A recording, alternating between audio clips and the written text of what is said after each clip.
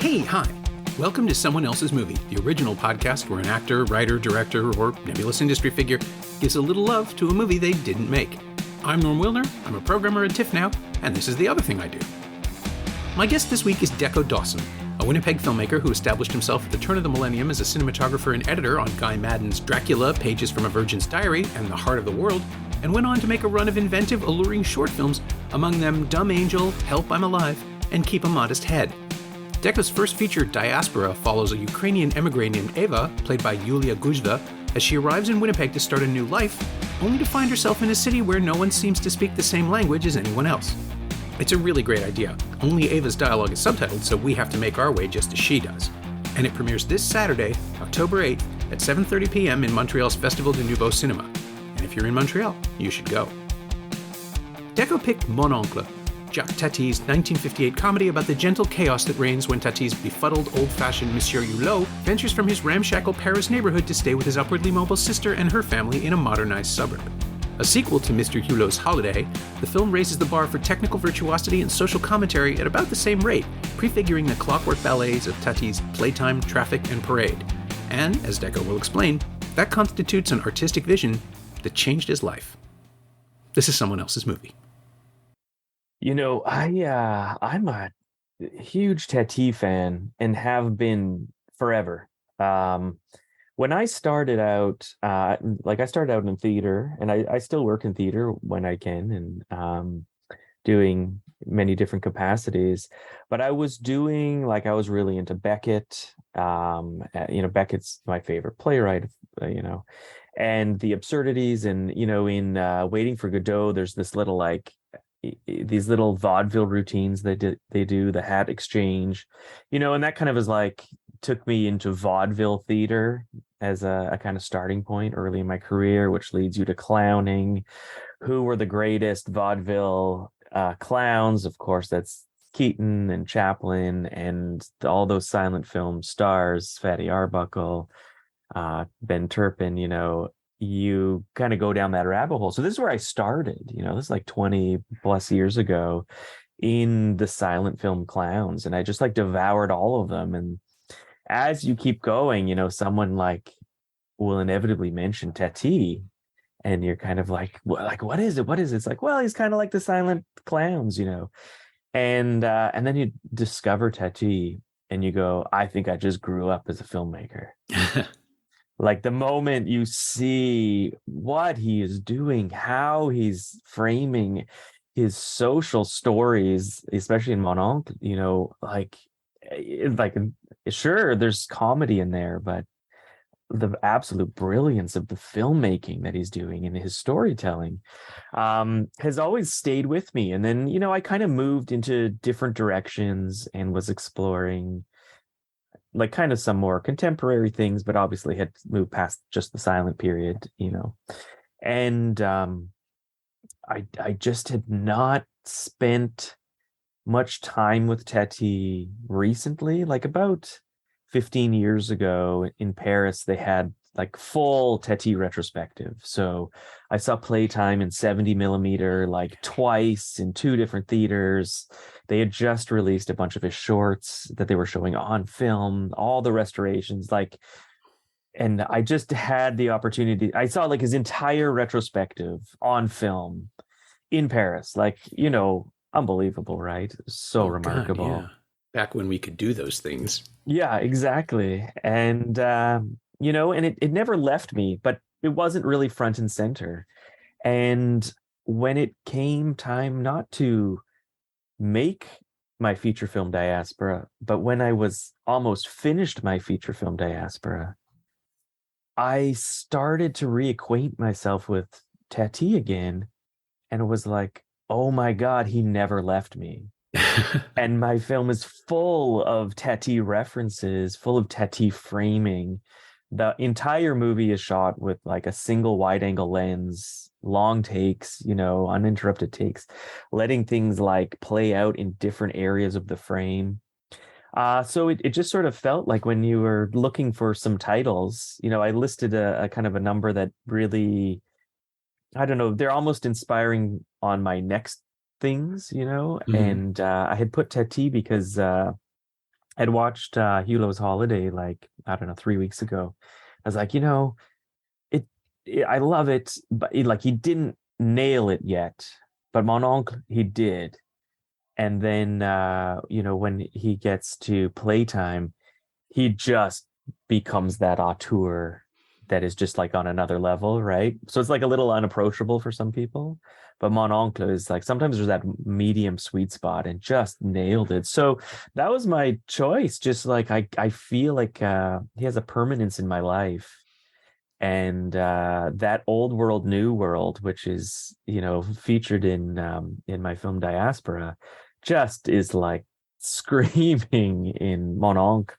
And it just kind of felt like something really great to talk about today. Yeah, I think he was my blind spot for well into my 30s. And I have no idea why. I just never had the opportunity, I think, to see the films for whatever reason. And there was a widescreen Laserdisc release of Playtime, I'm pretty sure, under Criterion's early library. And for whatever reason, I got everything else from them, but it never showed up. I never saw it. And then eventually there was a 70 millimeter screening of it somewhere in the city. Probably. Oh, you know what? I don't know. I don't think I got to go to it, but I was aware of it. And as a result, I got a DVD of it. So Cinematheque must have had a disc that I borrowed way back when. So early 2000s. And that was my first real experience. And then I realized, oh, that's what the kids in the hall were making fun of with the Mr. Heavyfoot sketches. I mean, I knew that. Right. I knew that's where it was from. And I knew that Tati was famous for his compositions and the depth of the joke, like the fact that he would structure things. But it was one of those things that I caught up to as an adult, and I was just so stunned by it that I couldn't relate. Like I saw it purely as a mechanical thing. Wow. Really? And thought it was cold. And then I went back and it turned out I think I had the DVD of Jour de Fête, but I never actually watched it. It showed up from Criterion early on. And so I saw that. And then I sort of worked my way forward, and I realized that the dehumanization is the point of Playtime. Oh, yeah.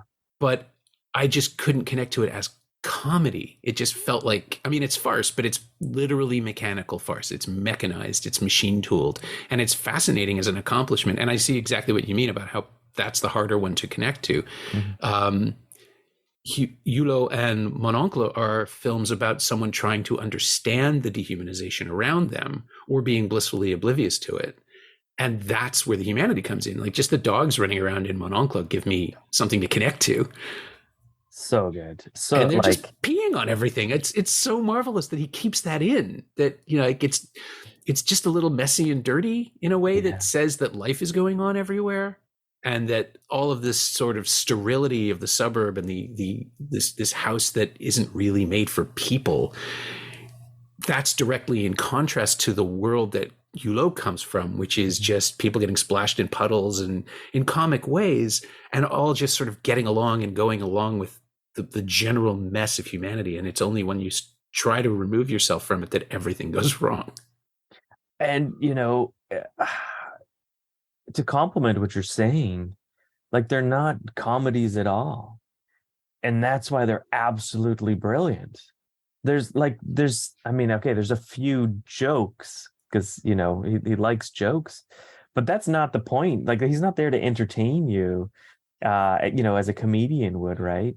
He's actually a remarkable, deep filmmaker, technically, but thematically, we just don't really get the opportunity to engage with movies that have that kind of level, and at the same time are just like backing away from it. Like, here's the story. I'm not gonna interrupt anything. I'm just gonna like let it play in my style, and that's the movie. You take away whatever you take away, and how definitely like the original minimalist filmmaker, right? Like just unbelievable what he can do with with a camera, with a scene, with performances, with repetition, and coming back to a joke later. Really interesting story is like a long time ago, I was invited to Paris on the final shortlist for the Cannes residency to hole up in Paris for like 6 months and work on a script. And I had gone through all these sets of interviews, and in one of the interviews, one of their pat questions was, who's your favorite French filmmaker? And I said Jacques Tati, and they laughed at me in that moment, and I was so genuine and earnest. I actually think, like, I didn't end up getting the resident. I actually think like that was like that part tanked of it, it, right?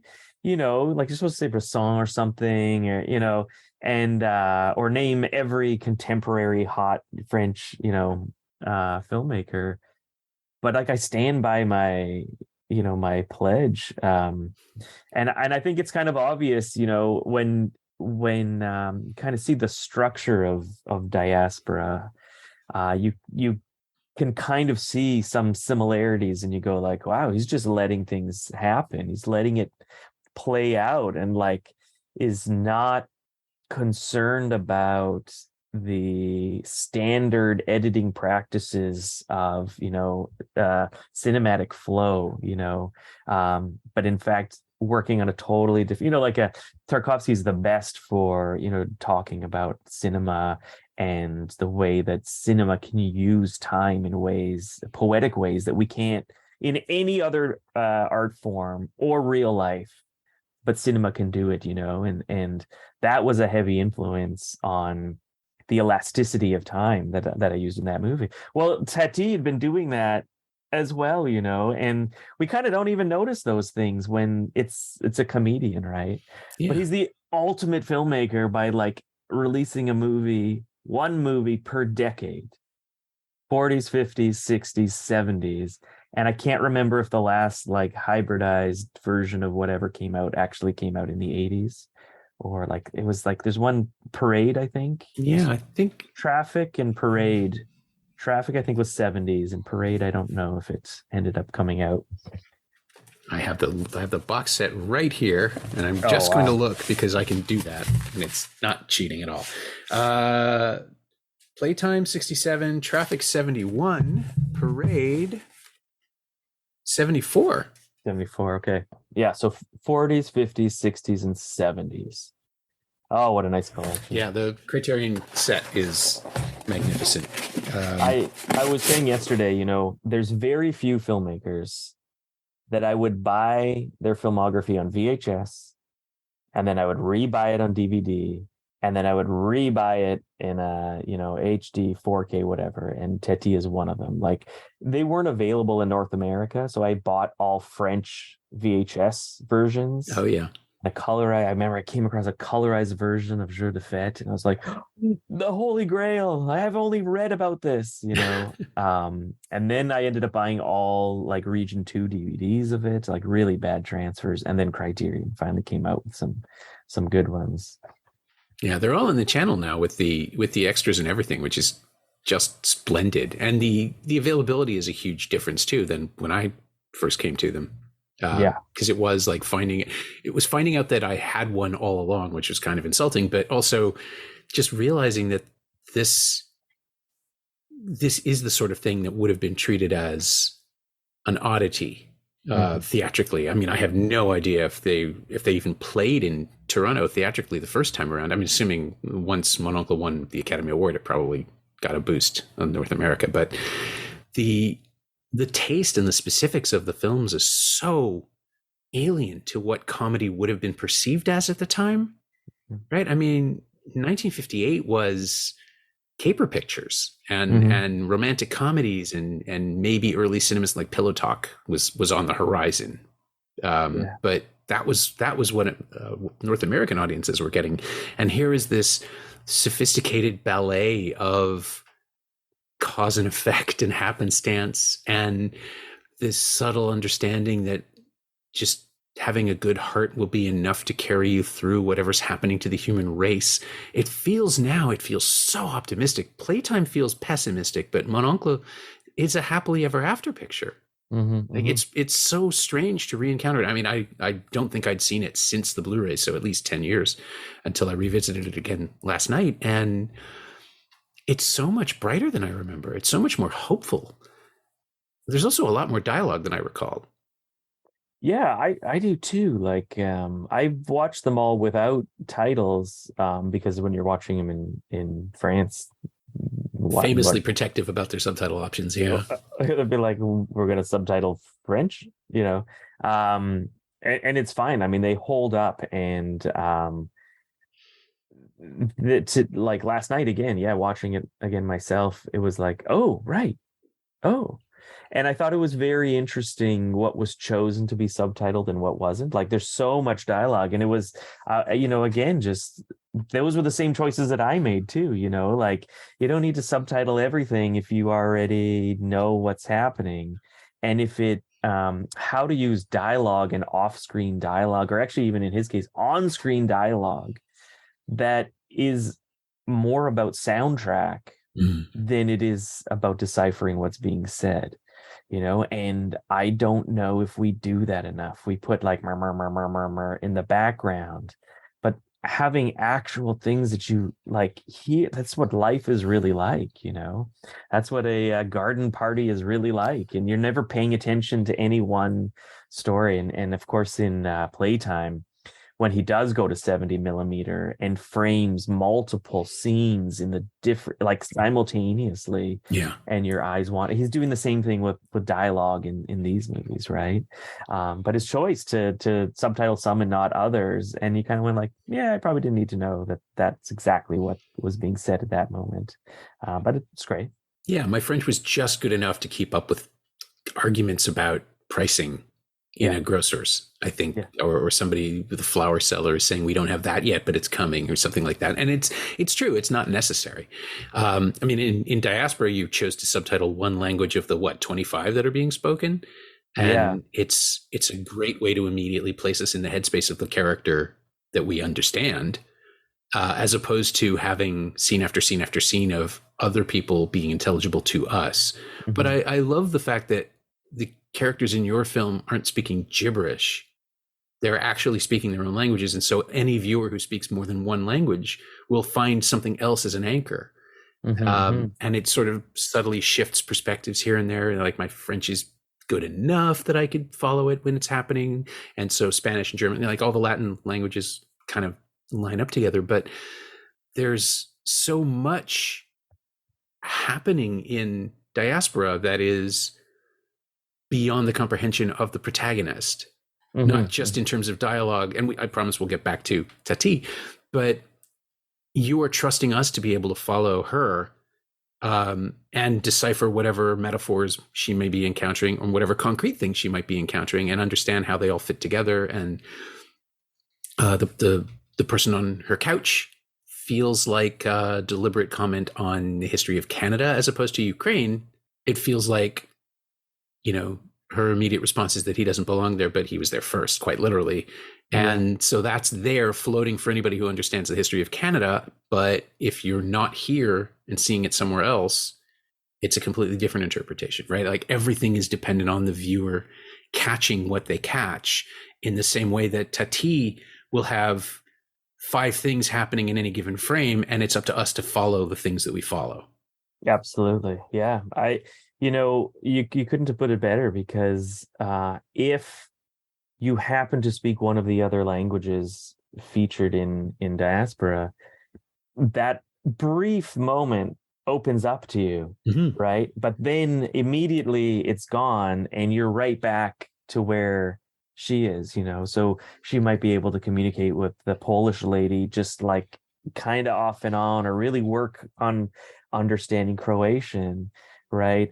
But again, as soon as she can't, you can just see it on her face.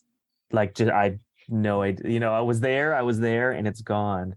And to have other audience members experience that with their own languages, but no one is going to know 25. Yeah. They're so disparate, right? So you're never. And the movie was written and directed to actually have no titles whatsoever. It actually works without any.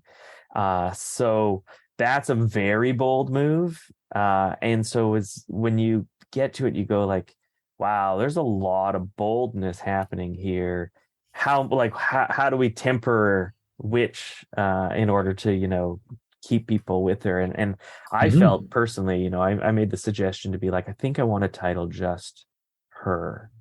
And I understand everything she's saying in Ukrainian. And I'm like, it actually gives a lot to her spicy personality, right? And it shows how far she falls. But it's fun to play with language, and I like that Tati's doing it all in French.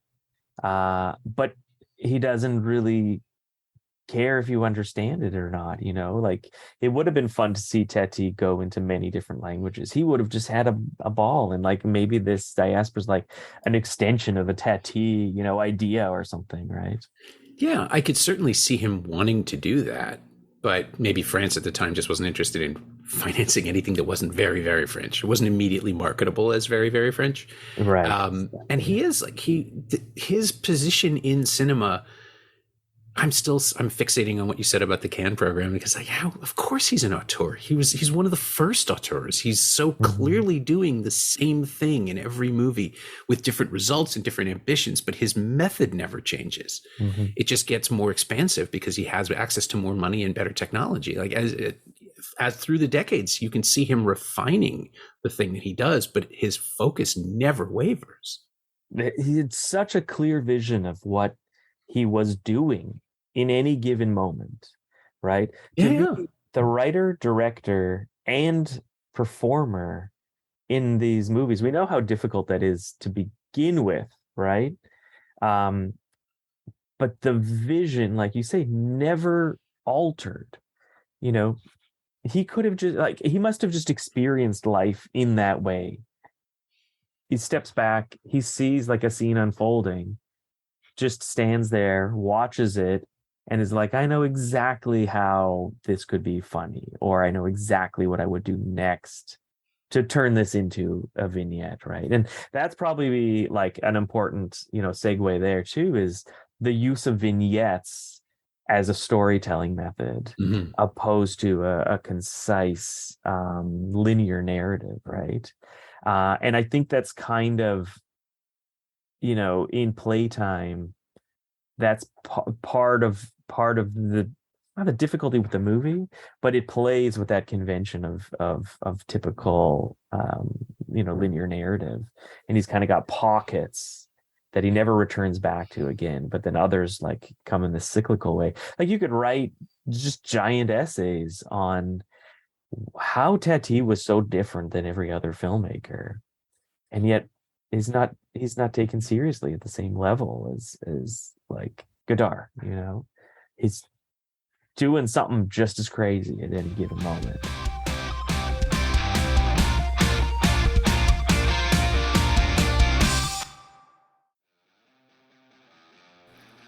Hey, it's Norm interrupting my own show to tell you about the latest Shiny Things newsletter, my weekly dispatch about physical media, culture, and maybe even the odd streaming thing. Last week, I reviewed the theatrical features Bros and Smile, the latest volume of Martin Scorsese's World Cinema Project from the Criterion Collection, and Arrow Films' new editions of A Fugitive from the Past and Johnny Toe's Running Out of Time films. Sign up for a 14-day free trial at shiny-things.ghost.io or find the link at the Semcast Twitter account. Did you miss me writing about movies? I did. Come check it out. Yeah, it's his use of formalism, I think, that disqualifies it. Everything is so premeditated that it can't have the energy of a, Nouvelle Vague or somebody actually reconstructing the way you see films. He's doing radical things, but he's doing them very deliberately and calmly. I keep thinking of Kubrick. I keep thinking of someone who was, obsessive about his cinema to the point where he, towards the end, extinguished the humanity from it. I mean, that was sort of his point, but it was also a byproduct, a side effect of the way he told his stories, where it's so deliberate and airless that you feel your own empathy dulling. That doesn't happen in Tati, because all of his structures are designed to support the life within, right? Like there is so much going on. There is so much life that can't be controlled, and that it's bustling around. And Yeah, I come back to the optimism again of somebody who um, takes responsibility in that little gag where uh, the I think he's a baker or a butcher gets soaked by a truck, and then Yulo comes around the corner and just finishes the job, gets his last little cuffs wet, the bit that was missed, and there's a hose in the puddle that creates the spray, and it's all incredibly perfectly orchestrated. But then Yulo is apologetic and sorry and trying to make it better, which the guy immediately takes as an advantage to try to get some money out of him for the dry cleaning. But he means well, and he's the hero. Like, the movie's sympathies are completely on his side. Yeah. He can be a destructive force, but he's not malevolent or impish. He is a figure of sort of gentle fun, and maybe he is, the old guard, the old generation of French people who are not interested in modernizing and who, after the war, are still taking it slow and dealing with some stuff. His silence offers layers because we can just read whatever we want into it. Mm-hmm. But he's good-natured and he bonds with his nephew, and he's not a bad person, and the world isn't made for him anymore.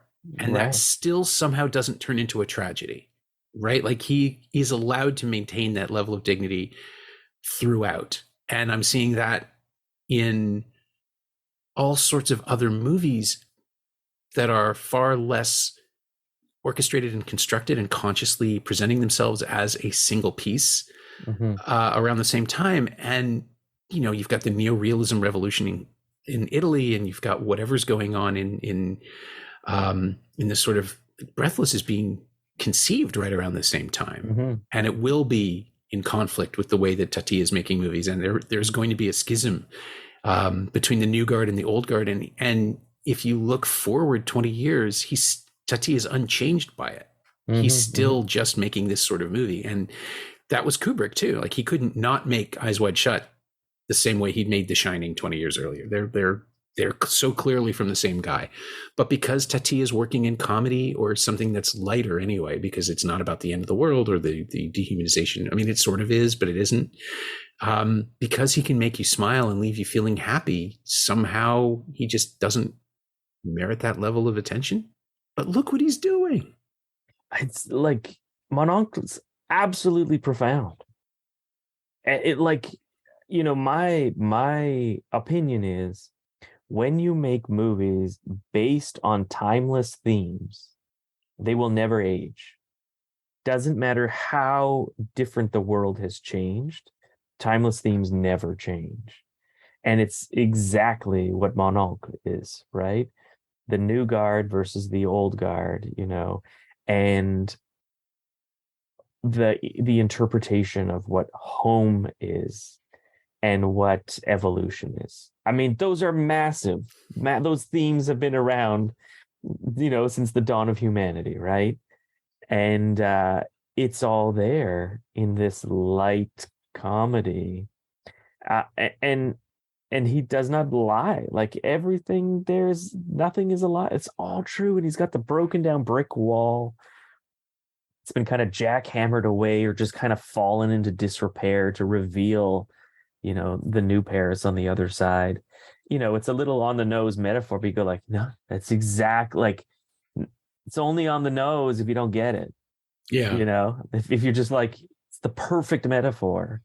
And he's consistent throughout the whole, every time you go into the town, the townspeople, and you got the street sweeper, and they just all can get like rallied into the bar and he's like, yeah, that's life, like that depiction of like, which would you rather, the thing that seems to have no importance whatsoever, or the thing that has so much importance it's absurd and therefore has no importance whatsoever, and it's like, we just don't push ourselves to do that, in cinema, and he was.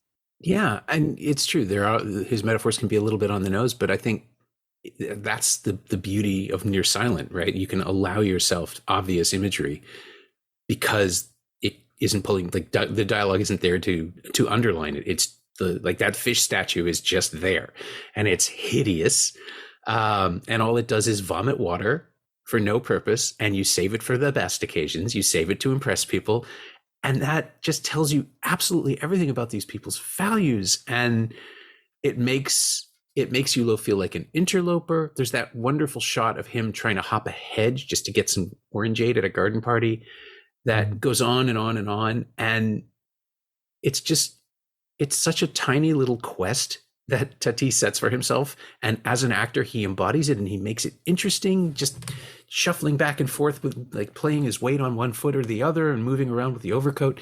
There's so much anxiety and anticipation and hesitation in such a simple thing. You can only do that if you don't have dialogue. You can only do that if you're playing it as physical. And so it just becomes part of a metaphor without even trying, right? Like you're just watching this man try to get a drink at a party, but he doesn't belong there and he knows it. And so then eventually the film takes his side because of course we're on board with the underdog. We have to be for these people aren't worth supporting. You have to like the little guy. Yeah, exactly. And he just does it so, I want to say subtly. Obviously it's not subtle, but you can ignore all of that as a child just watching it and just get the funny man. Just to be so endeared. Like as a child you would watch and go like, no, that's the only guy I like in this whole thing.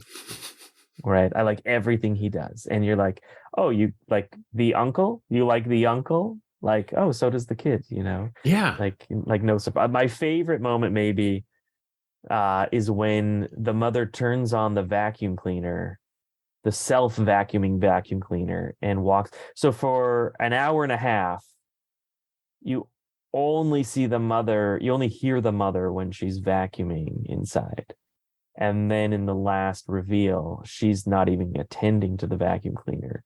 And the child has a Pavlovian response to the vacuum cleaner being on as being motherly and runs to her, and it's the vacuum and the mother's not there. You know, it's like, I know Tati wrote that as a joke, but my God, where we are in 2022 is that ever like, you know, switch vacuum cleaner with television babysitter or something, you know, like, yeah. Oh God, they're only going to get better, you know? And that's, you know, a true auteur, a true genius. His films will remain forever, and the level of appreciation will only grow over time. And, you know, maybe that's why I chose it. It was just like the right movie at the right time, right? Yeah, I mean, and of course now with restorations and Criterion and then the fact that there is a brand behind Tati, there's a good glorious box set with all kinds of magical wonderment in it that anyone can just pick up, and all of his films are on the Criterion channel with all the supplements. It's just the kind of thing where you could conceivably be 8 years old and just have it and notice it if your uncle is watching it or your parents have it on or something. And it will be like it's been there and fully accessible the whole time. I just think this is going to turn into kids today don't know how good they have it. But I swear to God, if this stuff had existed in my youth, I would never have done anything with my life. I would just be I'd still be watching the Criterion channel now, catching up. Yeah. And the idea that it was something that had evaded me and that I had to discover as an adult is marvelous. And every now and then there are these arguments that come up on Twitter about what do you mean you've never seen this? There's nothing wrong with coming to something late. And I have, unfortunately, the path of my career has meant that I've been covering all the restorations as they happen. So I've always, I spent most of the 80s and 90s discovering the films that I would be discovering now, just because they were being released on VHS or Laserdisc or DVD and being remastered and represented. I was the one writing about them. Right. But as a result, there's almost nothing left for me to discover. And it's kind of a little sad. I'm sure that's not true. Like the Martin Scorsese collections keep coming out with all these classics of world cinema from the 20s and 30s and 40s that I've never even heard of. But, you know, discovering this stuff now, it's true. I don't relate to Tati as I would have as a child, but I think I would have been bored as a child. And now I'm not, because I can appreciate what he's saying as well as the funny falling down man, which honestly doesn't happen as often as people seem to think. I mean, the word slapstick gets thrown around a lot. That's not really what he does. Not at all. Even the corresponding hose joke of the thing that chases Ulo in the factory at the very end, which is really just it's a pipe on a string ultimately, but it has personality. It's not just an accident waiting to happen. Something is going on in that scene. The interaction between a man and an inanimate object that has decided to pester him, and that's whimsy, right? Like, it's not slapstick. Slapstick is somebody getting hit and falling down or tripping and being made a fool of. That's never what he's doing as a filmmaker. As an actor, he has his dignity, right? He maintains his dignity as Hulo almost obliviously. But watching that scene play out again was just like, this is commentary, this is metaphor, this is symbolic, and it's also just charming as hell.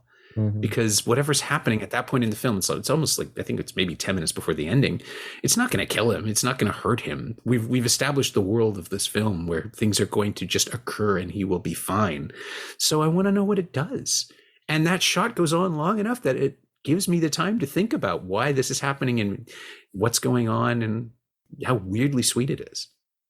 It's such a strange way to write a movie where you go, well, this perfectly epitomizes the theme that I am, discussing here. Yeah.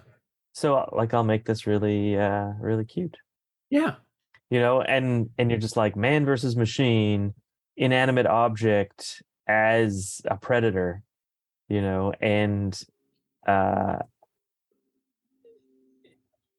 infantile man. You don't really know. He's never just like, for what, shoves it. He has to interact with it like yeah.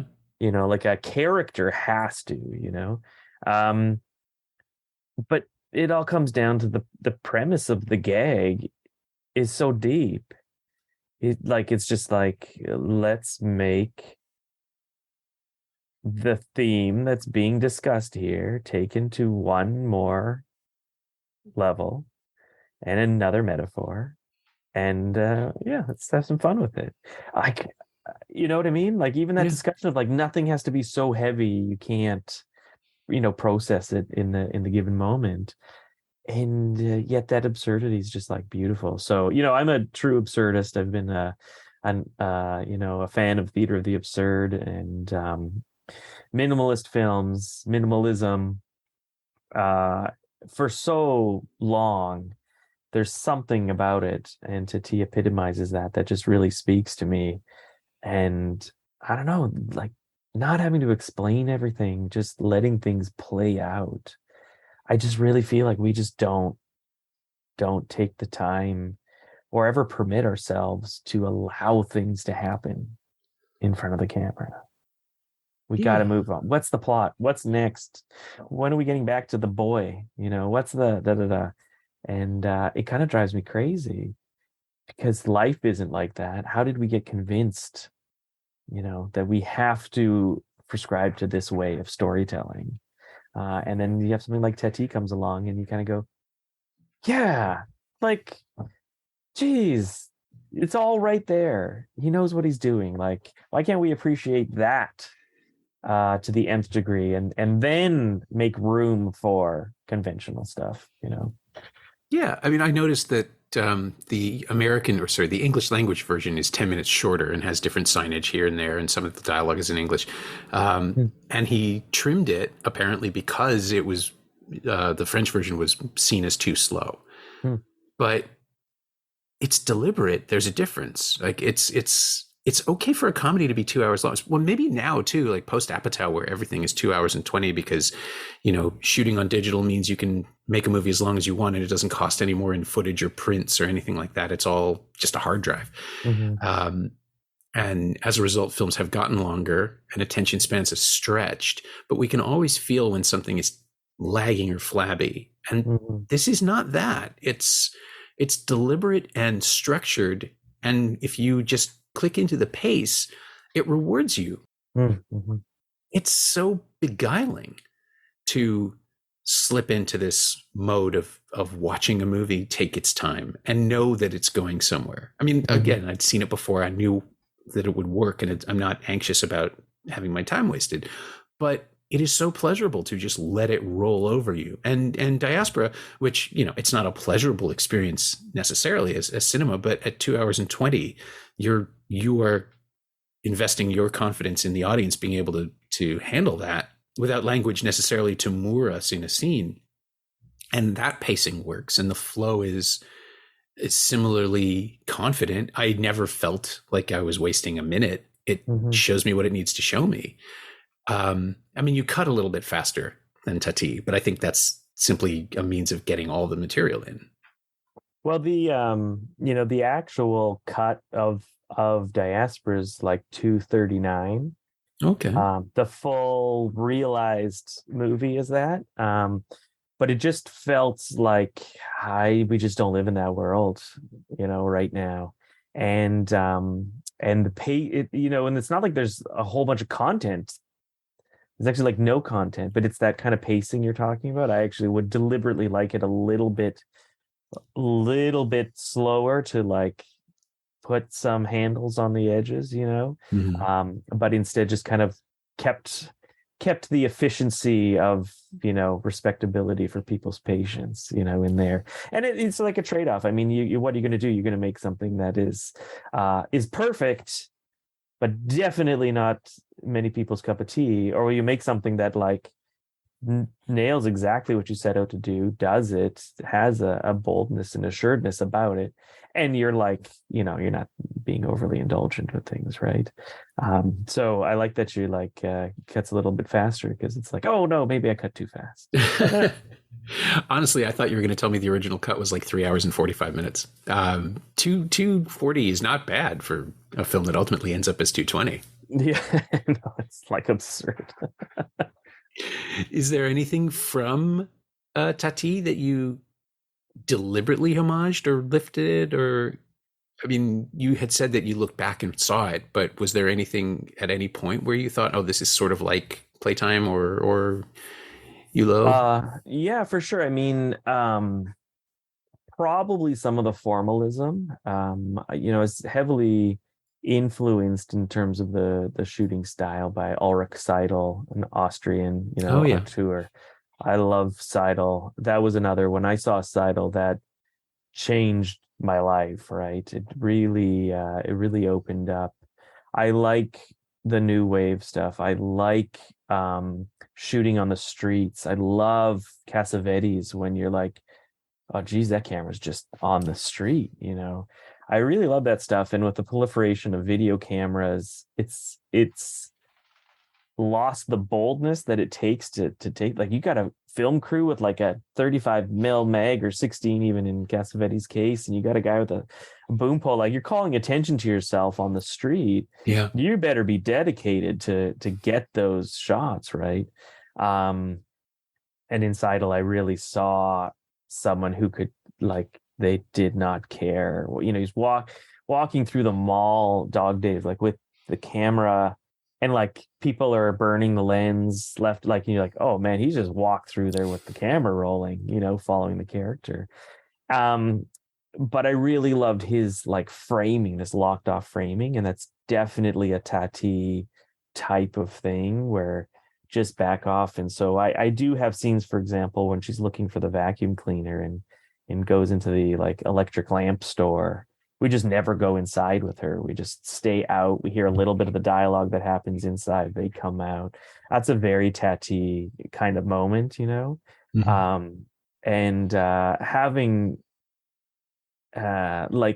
she comes into the lunchroom and crosses the lunchroom and realizes all these voices are going in all these different languages, and she's not a part of this at all. It's a very Tati-like moment to just cross the frame, distract yourself with the vending machine, and then just leave again, like in one locked off shot. And like, you get it, right? That kind of thing, that feels like a little bit of Playtime. There's like the restaurant scene in Playtime, which has a lot of commotion happening in different places. there's a moment where Eva and Chona are sitting in this back alley smoking in like complete unison. That was a Kaurismäki kind of moment. It just kind of felt right and absurd. But I could see, but it's like staring down the barrel of the lens is not something that Tati ever did. But that's a very sidle kind of thing. But the three of those all have this a similar, Kaurismäki just he backs off too at times, just leaves that shot there. Deep focus filmmakers, I mean, that's really, really everyone loves this like 50 to 75 mil lens where the background's completely out of focus and they're so tight on the when the actor moves out of the frame, they're quickly like reframing. Total opposite for me. Put everything in focus and having the city of Winnipeg as a character, you gotta show it. My biggest complaint is like location scouts will find like the incredible building. Oh, you want this location? We got it. Look, and then the DOP shows up, the director shows up, everyone says that's exact. Oh, it's gorgeous. We love it. And then they put on like a 50 mil lens and like you see just the door as they walk in, and you go, why did you choose that building? And you never showed it. It could have been any building, right? That's kind of a complaint. So I'm like, every building head to toe with room around it, make the city a real character. Which of course he does in Playtime. I mean, cities as characters, and in Mononc, of course, and in like Kulo's Holiday, even the town, each of those settings are such definitive characters to his, the landscape with which this character can play. Yeah, no, he's absolutely a tableau filmmaker. So are Kaurismäki and Seidel, and even if Seidel does favor, like sort of confining people in their tableaus that way till you can't breathe with them. But yeah, and I noticed that in Diaspora, there's more air, there's more space around people than maybe I would have expected, but it really works to place them in the environment. It feels like everyone is in the center of a story, even if it's not the story that we're watching. It's gonna there will be something else for that person to go and do. Like there's just this sense of life moving in and out, which is not necessarily something I would say about Tati because he's so specific about what he's showing us. So yeah, it's an interesting deviation. It's an expansive tableau instead of a locked off one. I told my DOP we had only had three rules. Number one, you either have to it's either going to be locked off and framed meticulously, or it's going to be handheld, but there's like no dolly, no sticks, like no sliders, no steady cam, nothing like that. It's either like the raw handheld or perfectly framed. And you can't light anything. All the lighting has to be existing lighting, right? But because the locations were so integral to the story, we didn't have to set dress anywhere. So then don't light it. Don't change it. Like just when you walk into that room, so many of those places, if you were to walk in today, they would look exactly the same. But part of the purpose of the movie was to film a city that's disappearing, and a good 30% of those locations are now gone since filming it, right? And so you know what? Show the whole thing. Give people the whole package because they're never going to see it again. And that was kind of part of it. So setting up really some formalist rules, which Tati was of course like a perfectionist at, right? Just like I said, discovering Tati never left me, and it's in this movie where I realized how prevalent his like inspiration is. It just in terms of understanding what to do with the camera. And Diaspora is not a silent movie in any way, but it's a non-dialogue driven movie. And I'm more interested in the intimacies of the performance that can be extremely subtle at any moment. And some of Teti's best moments are those subtle ones where you don't even see it coming. And it's the little thing that means nothing that means so much. Like the street sweeper that never finishes his pile.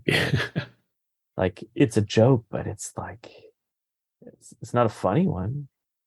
It's so real. That's old world Paris. What a great metaphor. My thanks to Deco Dawson, whose excellent first feature Diaspora makes its world premiere this Saturday, October 8th at 7:30 p.m. in Montreal's Festival du Nouveau Cinema, repeating Monday, October 10th at 1 p.m. You can find more information and buy tickets at nouveaucinema.ca. Thanks also to Winnie Wong. She knows what she did. You can find Deco on Twitter at Deco Dawson, all one word, and you can find Mon Oncle in that excellent Jacques Tati box set I was talking about in the Criterion Collection. It's also available to stream on the Criterion channel along with all of the other Tati titles they've released. As always, you can find me on Twitter at Norm Wilner, and you can find this podcast there at Semcast, S-E-M-Cast, and on the web at someoneelsesmovie.com. The first year of the podcast is still available for just $20 at payhip.com/Semcast. That's the first 52 episodes of Someone Else's Movie, 45 of which aren't currently available anywhere else. And check out my newsletter, Shiny Things, at shiny-things.ghost.io. I think you'll like it. Our theme song is by The Last Year. If you're enjoying it, or this show in general, please say so. Leave a review wherever you've been listening. Every little bit helps. It truly does. And check out the other shows on the Frequency Podcast Network while you're doing that. Stay safe, watch movies, wear a mask if you go out, get your booster when you can. I got mine yesterday. See you next week.